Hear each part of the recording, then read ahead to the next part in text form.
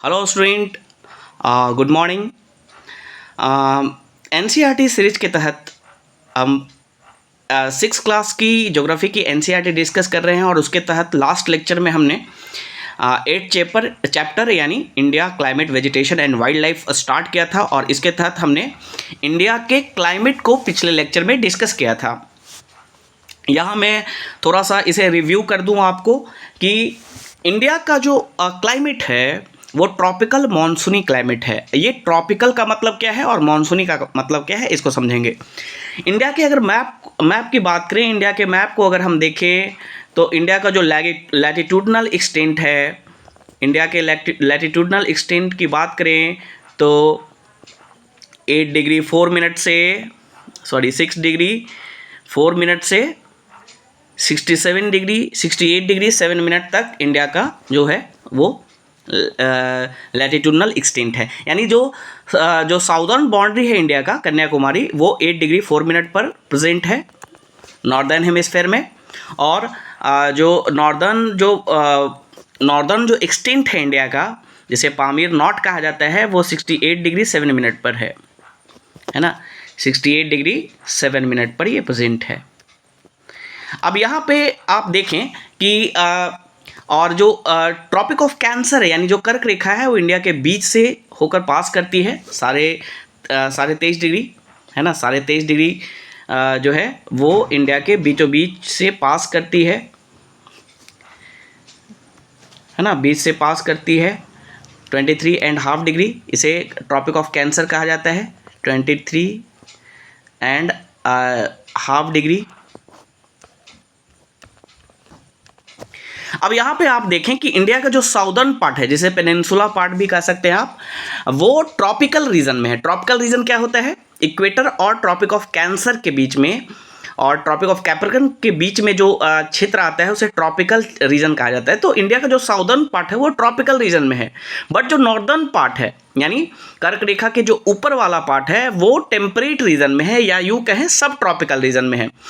तो और एरिया की बात करें तो जो इंडिया का वह पार्ट जो सब ट्रॉपिकल रीजन में है, इंडिया का यह पार्ट जो सब ट्रॉपिकल रीजन में है, उसका एरिया इंडिया के ट्रॉपिकल रीजन वाले पार्ट से जस्ट डबल है। इसके बावजूद इंडिया को ट्रॉपिकल क्लाइमेट के रूप में, ट्रॉपिकल रीजन में इंडिया के क्लाइमेट को ट्रॉपिकल क्लाइमेट कहा जाता है। इसके पीछे कारण है हिमालय का प्रेजेंट होना।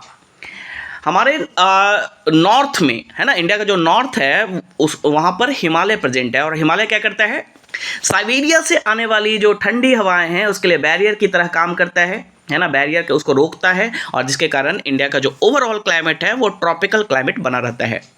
ओके, ये क्लियर हो गया। दूसरा वर्ड यूज होता है इंडिया के क्लाइमेट में, मॉनसूनी क्लाइमेट। मॉनसून का मतलब क्या है? मॉनसून एक अरेबिक वर्ड से बना है, मानसिन, जिसका अर्थ होता है रिवर्सल ऑफ विंड, है ना। मॉनसून का अर्थ क्या है? Monsoon equal to reversal of wind, reversal of wind. यहां पे आपको ये समझना है कि विंड का रिवर्सल, कौन से विंड का रिवर्सल, रिवर्सल का मतलब क्या है और किस विंड की बात हो रही है और ये कब होता है। तो रिवर्सल ऑफ विंड जो है इंडिया में वो जनरली जून से सितंबर के बीच में विंड का रिवर्सल होता है, और इसीलिए मॉनसून का जो आगमन है वो जून में होता है इंडिया में, है ना। 1 जून को इंडिया में मॉनसून का आगमन होता है केरला के तट पर। और ये रिवर्सल कैसे होता है इसको हम समझेंगे यहाँ पर डायग्राम की मदद से। इसके लिए हमें इंडिया का एक डायग्राम ड्रॉ करना होगा और उसकी मदद से हम समझ पाएंगे कि ये मॉनसून होता क्या है।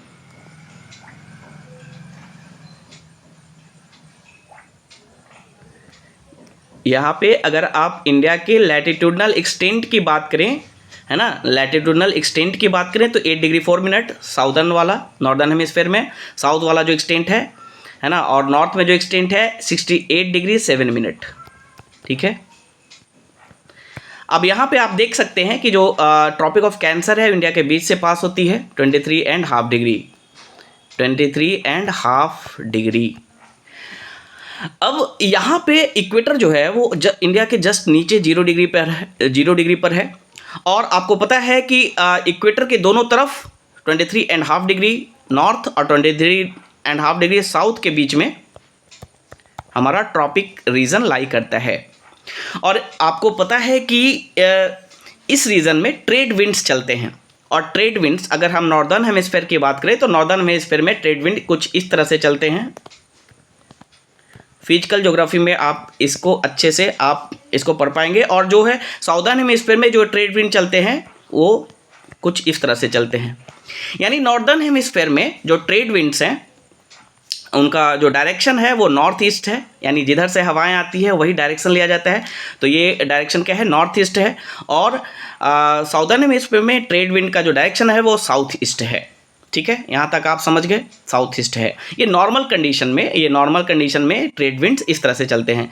इसको कहा जाता है साउथ ईस्ट ट्रेड विंड और इसको कहा जाता है नॉर्थ ईस्ट ट्रेड विंड। ठीक है, ये दो ट्रेड विंड्स यहाँ पर चलते हैं ट्रॉपिकल रीजन में। होता क्या है, जैसे ही गर्मियों का मौसम आता है, जैसे ही जून आता है, सन जो है, सन ट्रॉपिक ऑफ कैंसर यानी यहाँ पर प्रेजेंट होता है। और सन के यहाँ पर प्रेजेंट होने के कारण ट्रॉपिक ऑफ कैंसर के सामने सन के रेज इंसिडेंट होते हैं, परपेंडिकुलर इंसिडेंट होते हैं। और इसके कारण जो ITCZ है, इंटर ट्रॉपिकल कन्वर्जेंस जोन, आपने पढ़ा होगा, जहाँ पे दो ट्रेड विंड्स कन्वर्ज करते हैं, वो ITCZ शिफ्ट हो जाता है ट्रॉपिक ऑफ कैंसर के पास। ITCZ ये शिफ्ट हो जाता है। ये ITCZ ट्रॉपिक ऑफ कैंसर के पास क्यों शिफ्ट हुआ? समर के कारण। सन का जो अपरेंट मोशन है, सन की जो रेज है वो जून में, है ना, जून के समय में या लास्ट मई में वो ट्रॉपिक ऑफ कैंसर पर इंसिडेंट होते हैं, परपेंडिकुलरली इंसिडेंट होते हैं, जिसके कारण ITCZ मतलब इंटर ट्रॉपिकल कन्वर्जेंस जोन, जहाँ पे दो ट्रेड विंड्स कन्वर्ज होते हैं। जैसे हमने देखा, ये नॉर्थ ईस्ट ट्रेड विंड और साउथ ईस्ट ट्रेड विंड, ये दोनों कन्वर्ज होते हैं इक्वेटर के पास नॉर्मल कंडीशन में। लेकिन जैसे ही समर आता है नॉर्दर्न हेमिस्फीयर में, यानी जैसे ही जून का समय आता है, सन के जो रेज हैं वो कहाँ पे परपेंडिकुलर हो जाते हैं, ट्रॉपिक ऑफ कैंसर के पास, जिसके कारण ITCZ भी, यानी ये जो दो ट्रेड विंड्स हैं वो कहाँ पे कन्वर्ज होने लगेंगे, ट्रॉपिक ऑफ कैंसर के पास, कर्क रेखा के पास। जिसके कारण ये जो नीचे वाला, इस ध्यान दीजिएगा, जो नीचे वाला साउथ ईस्ट ट्रेड विंड है वो पहले कन्वर्ज हो रहा था इक्वेटर के पास नॉर्मल केस में, लेकिन समर में ITCZ कहाँ चला गया, ट्रॉपिक ऑफ कैंसर के पास। तो इस ट्रेड विंड को कहाँ पे जाके कन्वर्ज होना है, ट्रॉपिक ऑफ कैंसर के पास कन्वर्ज होना है। यहाँ पे इसे दूसरे कलर से हम लोग डिनोट करते हैं। अब चूंकि इस ट्रेड विंड को अब कन्वर्ज होना है ट्रॉपिक ऑफ कैंसर के पास, क्योंकि ITCZ ट्रॉपिक ऑफ कैंसर के पास चला गया है, तो ये जैसे ही कन्वर्ज होने के लिए, जैसे ही इक्वेटर को क्रॉस करेगा, जैसे ही ये ट्रेड विंड इक्वेटर को क्रॉस करेगा, कोरियोलिस फोर्स के कारण ये जो विंड है वो राइट की तरफ डिफ्लेक्ट होगा, है ना। ये ऐसे जा रहा था, ये राइट की तरफ डिफ्लेक्ट होगा, अपने राइट की तरफ, क्योंकि नॉर्दर्न हेमिस्फीयर में कोरियोलिस फोर्स का इफेक्ट राइट की तरफ होता है, यानी विंड राइट की तरफ ड्रिफ्ट होते हैं, और साउदर्न हेमिस्फीयर में लेफ्ट की तरफ ड्रिफ्ट होते हैं। तो जैसे ही ये south east trade wind equator पार करेगा, क्यों पार कर रहा है इक्वेटर को, क्योंकि ITCZ यानी जो कन्वर्जेंस जोन है वो कहाँ चला गया है, ट्रॉपिक ऑफ कैंसर के पास चला गया है। जैसे ही ये इक्वेटर को पार करेगा, ये राइट की तरफ डिफ्लेक्ट होगा और ये इंडिया की तरफ आने लगेगा। और इसका डायरेक्शन क्या हो गया, साउथ ईस्ट से क्या हो गया, साउथ वेस्ट। इसका डायरेक्शन क्या हो गया, साउथ ईस्ट से साउथ वेस्ट। इसीलिए इसे साउथ वेस्ट मॉनसून विंड्स कहा जाता है। साउथ वेस्ट मॉनसून क्यों, मॉनसून मतलब रिवर्सल ऑफ विंड्स। किसका रिवर्सल हुआ, साउथ ईस्ट ट्रेड विंड का रिवर्सल हुआ, और ये क्या बन गया, साउथ वेस्ट मॉनसून विंड। और यही जून में हमारा south west monsoon season start होता है इंडिया में।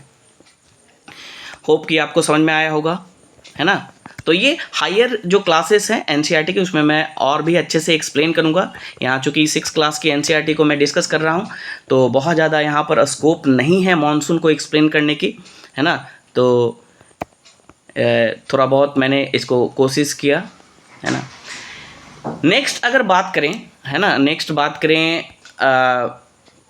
इंडिया के वेजिटेशन की, तो इस लेक्चर में हम लोग इंडिया के नेचुरल वेजिटेशन की बात करेंगे, है ना। We see a variety of plants life in our surrounding, है ना। We see a variety of plant life in our surrounding, how nice it is play in a field with green grasses. There are also small plants called bushes and shrubs like cactus and flowering plants etc. Besides, there are many tall trees, some with many branches and leaves like neem, mango, and some which stand with few leaves such as planes. The grasses, India में कई तरह के grasses भी आपको मिलेंगे। Shrubs जैसे shrubs में झाड़ियाँ भी मिलेंगी, जैसे कैक्टस, फ्लावरिंग प्लांट्स भी मिलेंगे, और कई सारे टॉल ट्रीज भी मिलेंगे, जैसे नीम का पेड़ है, मैंगो का पेड़ है, कुछ ऐसे पेड़ मिलेंगे जिसमें कुछ ही लीव्स होंगे, जैसे पाम लीव्स, कुछ ही पत्ते होंगे। तो हर वैरायटी ऑफ नेचुरल वेजिटेशन आपको इंडिया में देखने को मिलेगा। Due to varied climatic condition, India has a wide range of natural vegetation. Vegetation of India can be divided into 5 types. देखिए, इंडिया में जो वेजिटेशन है वो 5 तरह से डिवाइड इसको किया जा सकता है। Tropical evergreen forest, tropical deciduous forest, हालांकि ट्रॉपिकल डेसिडियस फॉरेस्ट में भी 2 तरह का हो सकता है, ट्रॉपिकल ड्राई डेसिडियस और tropical wet deciduous. Thorny forest, thorny buses है ना, ये आपको डेजर्ट एरिया में, अरिड या सेमी एरिड रीजन में थॉर्नी बुसेस आपको देखने को मिलेंगे। माउंटेन वेजिटेशन जो कि हिमालयन या फिर वेस्टर्न घाट में आपको देखने को मिलेगा। एंड मैंग्रोव फॉरेस्ट, मैंग्रोव आपको कोस्टल रीजन में देखने को मिलेगा। तो 5 तरह से डिवाइड किया गया है, 5 टाइप्स डिवाइड किया गया है। कौन कौन है 5 टाइप्स अगर देखें तो कौन कौन है? ट्रॉपिकल